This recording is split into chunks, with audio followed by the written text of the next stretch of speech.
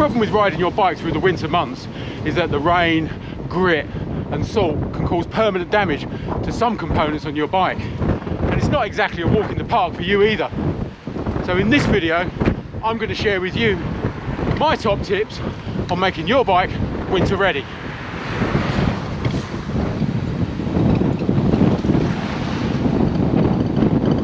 Having a separate bike for winter cycling is a nice position to find yourself in, but it's not always possible. So in this video, I'm going to give you my top tips to get both you and your bike through the misery that is winter cycling.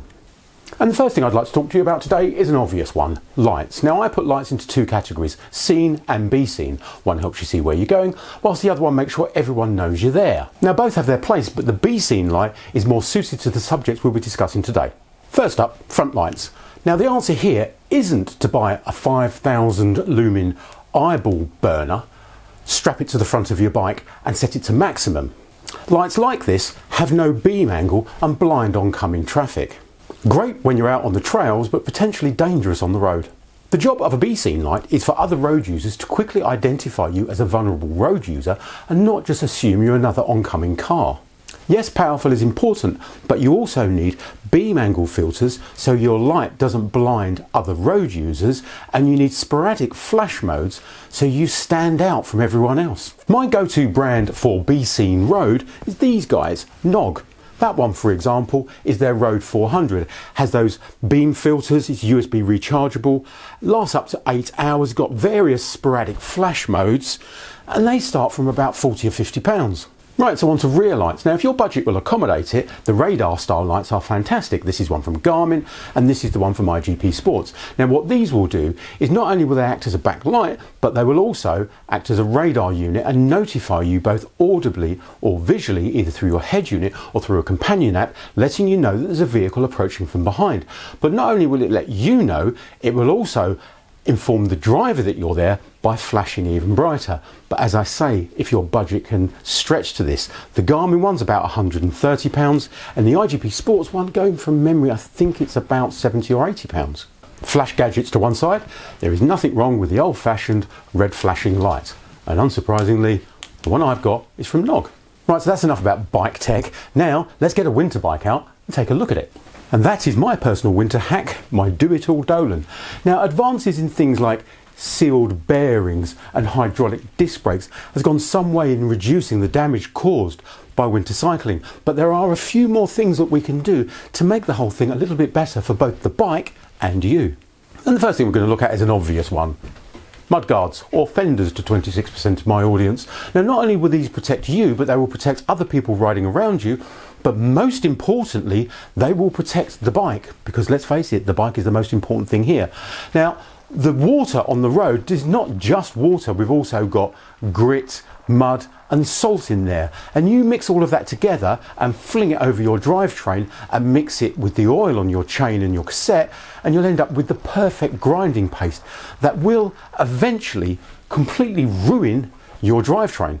Now full-length mudguards will stop the vast majority of that. Now the rule here is bigger is better. So if your frame has the mounting lugs for the mudguards, then don't even question it. Get yourself the full-size mudguards. SKS is a fantastic brand of mudguard. If you have the mounting points, look at their full-size Bluemels. Alternatively, if you don't have mounting points, then look at their Raceblade range, because they come with a mounting strap that straps directly to the frame. Right, let's take this bike down for a second because I've got another fantastic mudguard to show you. There you go, another bike. This one isn't mine. This is what I want to show you. The Crud RoadRacer 3. This has been around quite a while, but not many people know about it. It's a small UK company. So, winter comes. You get your mudguard and you Velcro it on, and then spring comes along and you take it off. That is a fantastic product. The Crud RoadRacer 3. Another good practice is to fit mud flaps to the tips of your mudguards. These hang right down and almost touch the floor. So the front mudguard, that will stop the water going all over your shoes, and on the back mudguard, it will stop the guy behind you getting a face full of crud, or as they call it, Belgium toothpaste. Check out a brand called Raw. link in the description below. One of the most important things I can share with you on the subject of mudguards is to protect your frame. If the mudguard comes into direct contact with your frame, put something between the frame and the mudguard. A bit of 3M tape, a little sticky pad, a bit of inner tube. Inner tubes, remember those things? If you were to speak to a frame repair specialist, they can tell you horror stories of when rubbing mudguards have cut into frames. I've seen carbon frames with holes in them because the mudguard is sitting close and rubbing away, and it will literally wear a hole into the frame. I'm not saying you shouldn't put mudguards on your bike, I'm just saying bit of caution and protect the frame. Also, while we're on the subject of protecting your frame, people will tell you plug the holes in your frame. Don't plug the holes in the bottom. That's where the water runs out. Now, if you're finding the information in this video useful, do me a huge favour and hit that like button. And if road cycling is your thing, then why not hit subscribe and the bell icon, and then you'll get notified every time I upload a video. Right, let's crack on. Right, so that's my trusty old Dolan back in the maintenance stand. And I know I always bang on about it, but I'll say it again. If you're into your bike maintenance, get yourself a maintenance stand like this. They're not a lot of money. There's a link in the description below that will take you to a stand that's very, very similar to this with the quick releases and the adjusters and all that. And I think it's about £30, so why wouldn't you do it? Right, anyway, drivetrain. The drivetrain is where winter cycling can cause the most damage, and you can end up with a hefty bill. And that's why you find a lot of cyclists swap out the expensive components for cheaper components during the winter months. The last thing you want to do after a long, cold, wet winter training ride is to wash your bike, but it's the one thing you should do. If you give your drivetrain a quick once over after a wet winter ride, it will perform better and last a lot longer. Some degreaser, then a good rinsing with a hose, add some soapy water, give it a good brush, hose it off again. Give it all a wipe down with an old greasy rag, and then apply some winter specific chain oil. There you go, you're done. If you've gone with the quick option, it's good practice to give it a thorough cleaning every once in a while. Remember this, you don't have to clean all of your drivetrain, just the bits you don't want to replace. Okay, so let's talk tyres. Your choice of tyre in the winter months is key. After all, it is this thing that connects you and your bike to the road and keeps you upright. The golden rule is nice, rubbery, soft, supple tyres. What you don't want is cheap, nasty, plasticky, hard tyres like this. The compound in these types of tyres is hard, and when it gets really cold, it gets even harder and it's super slippery. Have you ever been in one of those cases where you're going up a steep climb, real steep climb, that you have to get up out the saddle and the road is soaking wet? You put the power down and the cheap and nasty tyre slips and the bike stops dead. Not much fun. These do that. What you want is nice, soft, supple, rubbery tyres, not cheap plastic ones. So here are a couple of examples of tyres that you may want to consider. First tyre in my recommendations, this. The Continental Grand Prix 4-season winter tyre, made from a lovely, soft, supple rubber.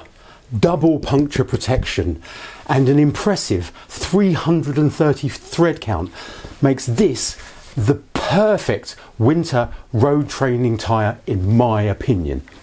The only downside to this, and it's so frustrating, they don't do a tubeless version of it. If your winter rides involve a few more trails, then the Schwalbe G1 Allroad is a nice choice. This too has double puncture protection and is also made from a nice supple rubber. Not as fast as the Conti, but it will perform a lot better off-road. Oh, and this one is tubeless. Now, if your miles are primarily dry road miles, then check out the Pirelli SP0, a high performance tyre made from a lovely soft supple rubber. And let's not forget our old friend, the Continental GP5000. Both of these tyres are far faster than the previous tyres we've looked at, but will be okay if you get caught in a downpour. Brakes. Now, if you are running disc brakes, you don't really need to do anything different, maybe clean them a bit more often. However, if you are running a bike like this that runs rim brakes, then it's a bit different. Compared to discs, rim brakes don't perform as well in the wet, and the grit and grime will greatly increase the rim wear. So if you are riding in extremely foul conditions, ideally you want a winter bike that's equipped with disc. That'll upset a few people. But if you are using rim, then the key to good braking performance and reduced wear is to keep things clean. And one of the best things to do is to remove all of the small fragments that build up inside the pads. If this is left to build up, it will reduce braking performance and will cause excess damage to the rims. Just take the pads out and using a pick or a knife, pick those bits of gravel and grit out of the pads. It's a nice bike, isn't it? Full carbon fibre, Shimano 11 speed, but yet it's nearly 9 years old. Maybe the industry hasn't moved on as much as it thinks it has. What do you think? So those are my bike related tips for winter cycling, but do you think I've missed something off? Stick a comment below. Now, if winter cycling is your thing, then check out that video up there where I share with you my top bits of winter cycling kit. If you are one of those people that is suffering from winter disc brake hell, then check out that video down there. Thanks for watching.